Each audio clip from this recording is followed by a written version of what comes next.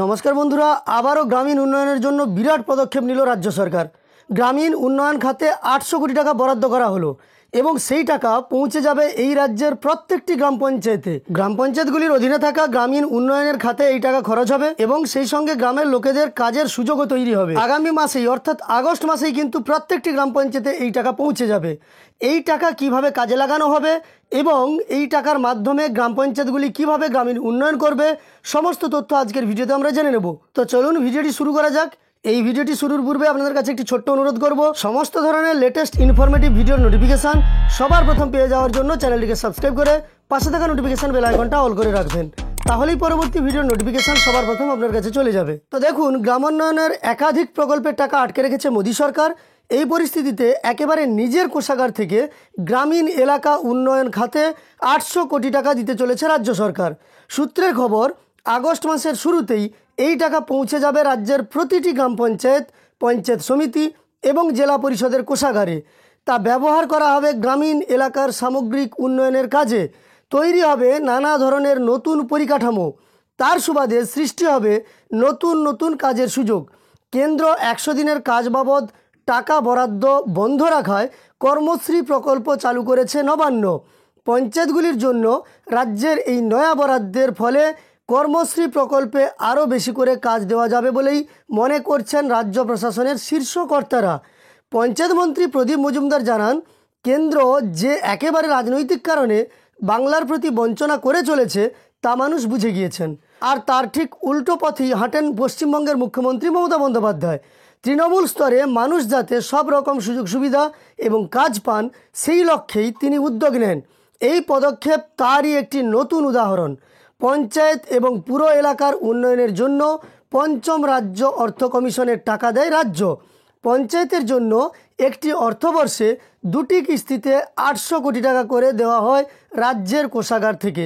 2023-24 অর্থবর্ষে প্রথম কিস্তির টাকা ছাড়া হয়েছিল গত নভেম্বরে। নিয়ম অনুযায়ী সার্বিকভাবে 60% টাকা খরচ করলে পরবর্তী কিস্তির টাকা ছাড়ে নবান্ন। কিন্তু নির্বাচন এসে যাওয়ায় জেলাগুলির পক্ষে এবার ওই পরিমাণ টাকা খরচ করা সম্ভব হয়নি। সম্প্রতি এই টার্গেটে পৌঁছানো সম্ভব হয়েছে। তারপরই রাজ্য পঞ্চায়েত দপ্তরের তরফে 2023-24 অর্থবর্ষের দ্বিতীয় কিস্তির টাকা ছাড়ার জন্য রাজ্য অর্থ দপ্তরকে অনুরোধ করা হয়েছে। এ মাসের শেষেই এই টাকা রাজ্য অর্থ দপ্তর ছাড়বে বলেই নবান্ন সূত্রের খবর। তাহলে রাজ্য পঞ্চায়েত দপ্তর আগস্টের শুরুতেই ত্রিস্তর পঞ্চায়েতের সকলকেই এই টাকা পাঠিয়ে দেবে। কেন্দ্রের পঞ্চদশ অর্থ কমিশনের মতো রাজ্যের পঞ্চম অর্থ কমিশনের ক্ষেত্রেও রয়েছে শর্তাধীন এবং নিঃশর্ত তহবিল।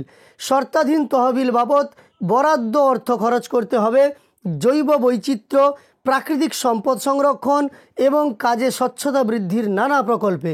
মানে কোন কোন খাতে টাকা খরচ হবে সেইগুলো সম্পর্কে আপনারা দেখতে পাচ্ছেন। এবং নিঃশর্ত অর্থ তহবিলের টাকায় অন্যান্য পরিকাঠামো উন্নয়নের কাজ করে পঞ্চায়েতগুলি। গ্রাম পঞ্চায়েতগুলির ক্ষেত্রে তাদের আগের কাজের গুণমান বিচার করেই পরবর্তী টাকা দেওয়া হবে। সূত্রের খবর, 2024-25 অর্থবর্ষে কোন পঞ্চায়েত কত টাকা পাবে তা বিচার করার জন্য নতুন করে মাপদণ্ড নির্ধারণ করা হবে। সেটি নির্ণয় করার কাজও চলছে। কিন্তু 2023-24 অর্থবর্ষের প্রথম কিস্তির 60% টাকা সামগ্রিকভাবে খরচ হলেও বহু জেলা এই টার্গেটে পৌঁছাতে পারেনি।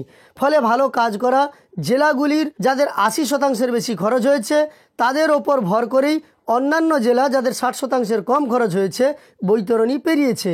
আগামী দিনেও যাতে এমনটি না হয় তার জন্যই মাপদণ্ডে বদল আনার তোড়জোড় শুরু করেছে রাজ্য সরকার। মানে আগে যেভাবে টাকা দেওয়া হতো সেটা হলো সামগ্রিকভাবে সমস্ত পঞ্চায়েতগুলির মোট খরচের 60% খরচ হয়েছে কিনা সেটা দেখা হতো, কিন্তু কোন গ্রাম পঞ্চায়েতে কত খরচ হয়েছে সেটা সেইভাবে দেখা হতো না। এবার কিন্তু নতুন মাপদণ্ড আসবে। প্রত্যেকটি পঞ্চায়েত বেছে বেছেই হয়তো দেখা হবে কার কোন গ্রাম পঞ্চায়েতে কত টাকা খরচ হয়েছে, তার ওপরই তাদের বরাদ্দ নির্ধারণ করা হবে। যাই হোক, আজকের এই ভিডিওর মাধ্যমে আমরা বুঝতে পারলাম 800 কোটি টাকা গ্রামীণ এলাকায় উন্নয়নের জন্য অর্থ বরাদ্দ করতে চলেছে নবান্ন। আগস্ট মাসের শুরুতেই সেই টাকা পঞ্চায়েত, পঞ্চায়েত সমিতি, জেলা পরিষদে পৌঁছে যাবে এমনটাই খবর। অতএব এবার গ্রামীণ এলাকায় উন্নয়ন খাতে নানাভাবে খরচ করতে পারবে পঞ্চায়েতগুলি। যাই হোক, এই ভিডিওটি আপনার উপকারে এসে থাকলে একটি লাইক করে আমাদের উৎসাহিত করবেন।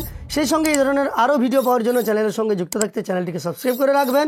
আর এই ভিডিওটি শেষ পর্যন্ত দেখার জন্য অসংখ্য ধন্যবাদ।